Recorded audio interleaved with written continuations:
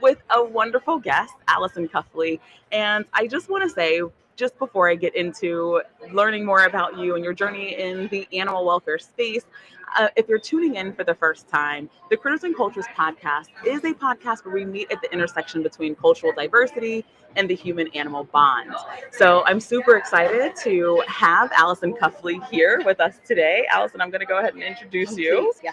All right, so Alison brings a deep expertise in decolonization, OneHealth, and building respectful partnerships within Indigenous communities. After a decade of work with SPCAs and humane societies across Canada, Alison is now a part of the Jane Goodall Institute team. As an Indigenous person, more specifically, the Tsleil-Waututh, right? As a Tsleil-Waututh person, Alison is a certified Indigenous protected and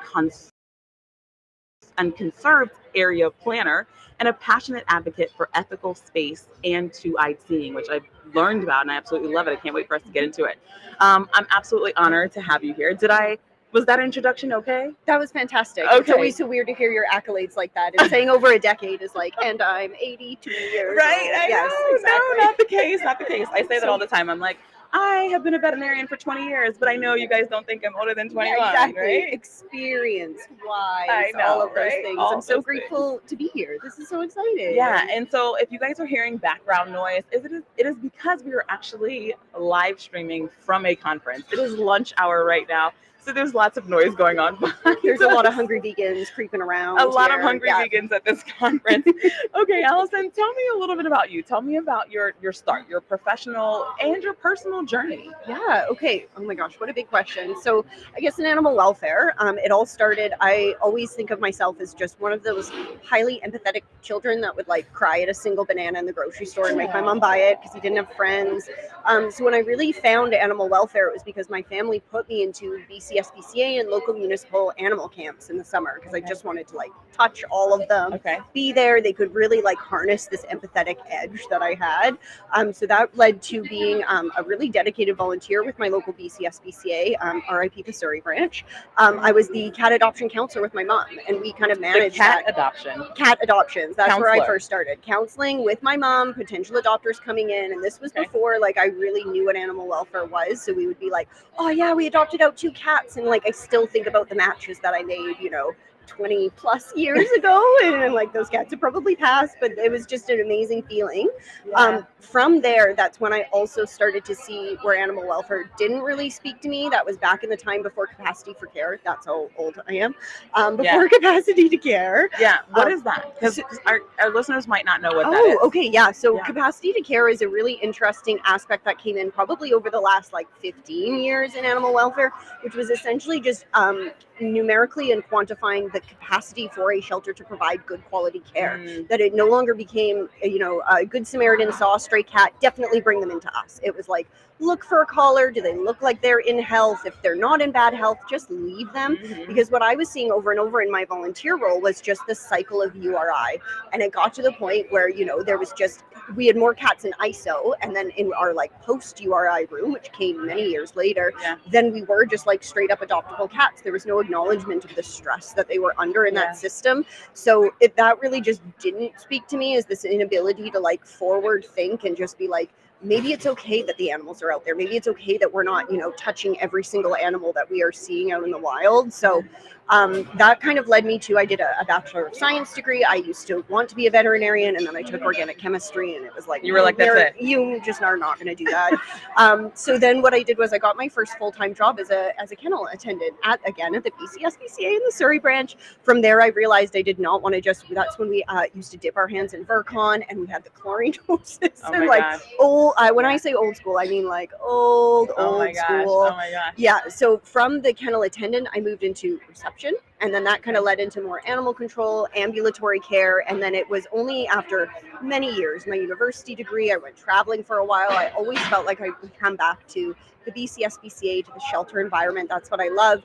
And then we started doing these large scale animal intakes. So LSAIs, just as a staff member, just killed me. I think tell us, because a lot of our listeners might not know what that is. Oh, So yeah, amazing. Okay, yeah, I'm just so gonna that- explain everything. but in brief, Yeah. right? Yeah, just because we want to give people an idea on Yeah. what that actually is. And Yeah. believe it or not, because I haven't been within animal welfare very long, some of these Yeah. things are relatively new to me too. Okay, great. Yeah. So LSAIs are basically when an enforcement agency does a large scale intake. So I don't know what the number actually is. I'd say it's probably anything more than 20 animals, because that usually is what the shelter capacity is, or what a fostered network capacity is. And when I was in the Vancouver, we had a number. We had only 66, and then there was 65. Like Yeah. huge amounts of animals Coming into the shelter. coming in through a seizure act. So one day it was like, you're getting 66 dogs tomorrow. Okay. And where would these dogs come from? They were backyard breeder dogs primarily. Okay. And I think that's what really got me, is some of them were mini Dalmatians, and we had St. Bernards and poodles, and it was a group of golden retrievers who are just, Wow. if people hopefully know golden retrievers, you Yeah. had the joy of meeting one, they are just lovely, goofy, Sweet dogs. loyal sweethearts. Yeah. And these were dogs that were terrified of humans, to the Yeah. point where they would, like, you'd go into the kennel Oh, to that's feed so them, and they sad. would urinate out of Oh, fear. gosh, yeah. And it was like, to break an indomitable spirit like a golden retriever.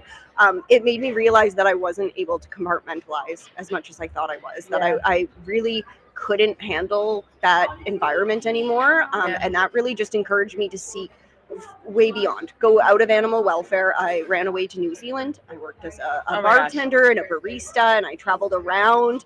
I met really cool people, and really it came down to just, my heart was still in animal welfare. I just knew I couldn't go back to that environment. Yeah. So when I returned to Canada, I was with my partner. He didn't have a visa, so he was here on a tourist visa. He couldn't work. We were trying to sustain ourselves, so I went back, kind of like the mob. They pulled me back in, and I went as an auxiliary. Well, your heart was there, right? Yes, Like, exactly. I was really your heartstrings. Oh my too. gosh. And just the community that we have in sheltering is also, Yeah. there's some of my closest friends and Right. amazing people. And Right. so anyways, that led me to want to really sink my teeth into bigger policy issues and bigger ways to make an impact, instead of, it felt great to, What make part a of match. that made you want to do more policy work? Like, what aspect of it? That was primarily working reception, and the Vancouver BC SPCA having such a wonderful community-based care aspect in the downtown east side of Vancouver, which are Okay. traditionally very underrepresented people, housing insecure, houseless people. So I volunteered with Charlie's Clinic, which is their low-income clinic, not just spay-neuter, and a weekly food bank. And I just, I met people who I think resonated with me, because they were just like me, like without all the privilege. Right. It was just the lottery of birth that, my dad broke the cycle of intergenerational trauma, that I had white European background grandparents that helped me to go to university and then to sustain myself there. And these were people just like me that were just, not so lucky in the lottery of birth. So I really wanted to help people like that. And that's where I kind of again switched from animals to people, that the Right. animals were well cared for. There was a free clinic.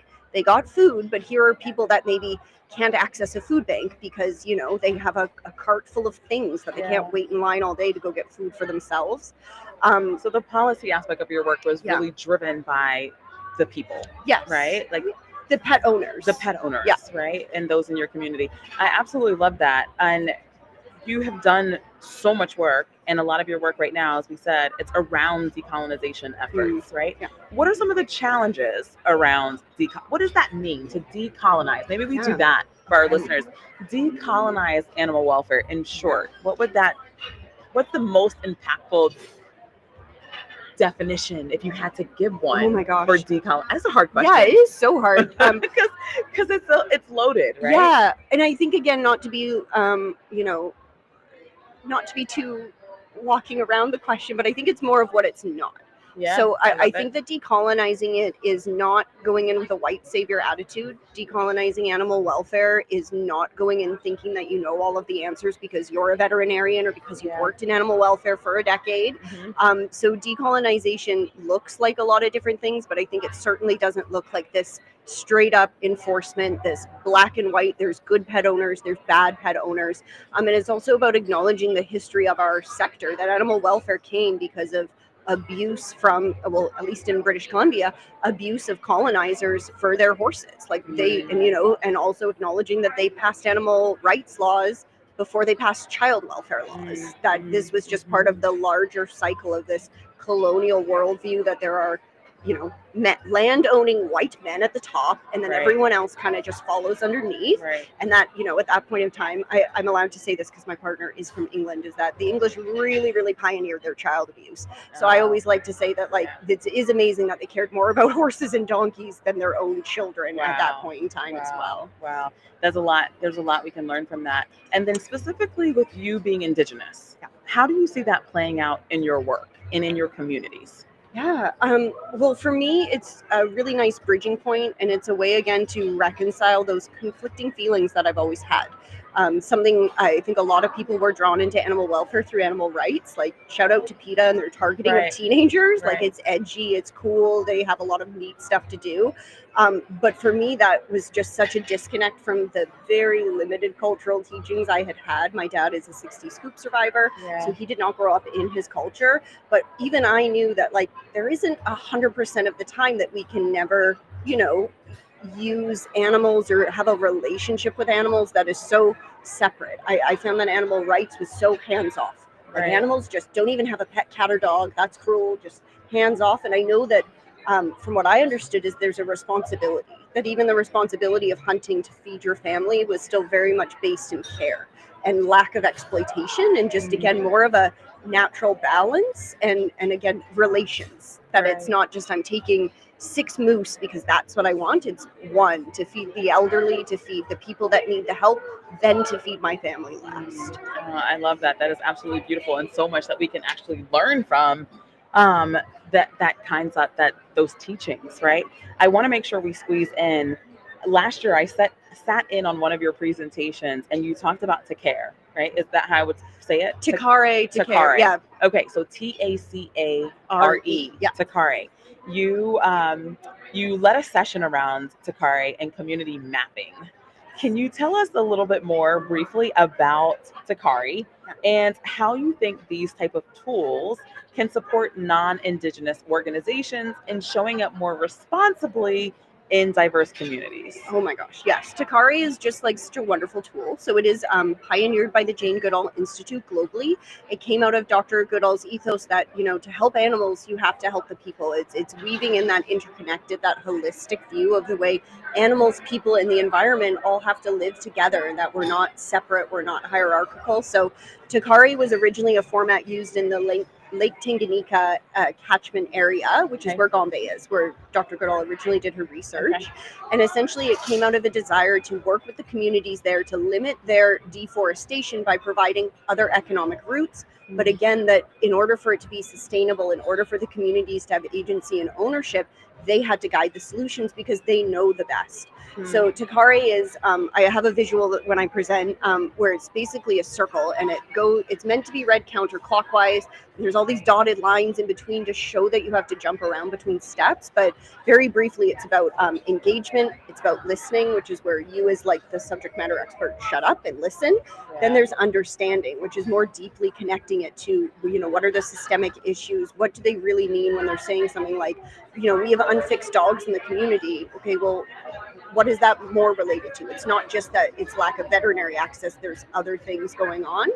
And then it's about facilitating, which again is not acting. It's ability for the community to take that over. And I think for non-Indigenous led organizations, that's so important to not go in thinking that you know what's right, that you're the main actor. You can come in as a subject matter expert and you can work with them and provide tools. At JGI, we have a great biodiversity framework that's used internationally. And then the last one is about step back, which is eyes on but hands off. And that's about just making sure that you don't revisit other steps. Eyes on, hands off. Yeah, I love it. And this whole the Takare is a framework, correct? Yeah. So people can access it how? I mean, we have information on our website.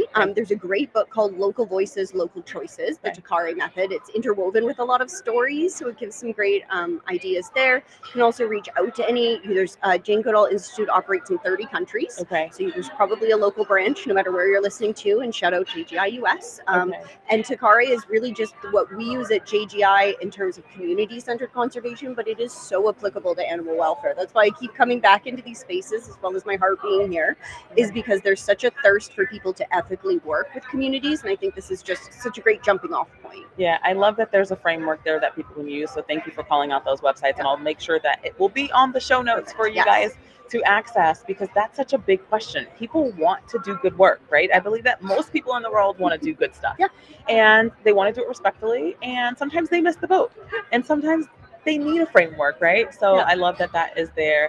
If and just to close, if someone were listening right now, works in animal welfare at advocacy, and they want to decolonize their approach, what's one mindset shift that you would be giving them? Oh my gosh. I mean, the number one answer is always about surrendering power, which is all about the Takari. It's about letting the people that know the solutions and the people that are going to be carrying this work over. If you're not part of that community, it needs to be people there doing it all. Yeah. Well, I love that. Thank you so much. I appreciate Do it. a full episode, Azalia. I know, this we is should. insane. These mini episodes is I not know. enough. Thank you guys so much for tuning in with us on the Critters and Cultures podcast, our mini off series with Alison Cuffley. Alison, thank you so incredibly much. That was lots of fun. And we will have all of the information on where you can reach her and learn more about Takari on the show notes. So we'll see you up in the next 5 minutes or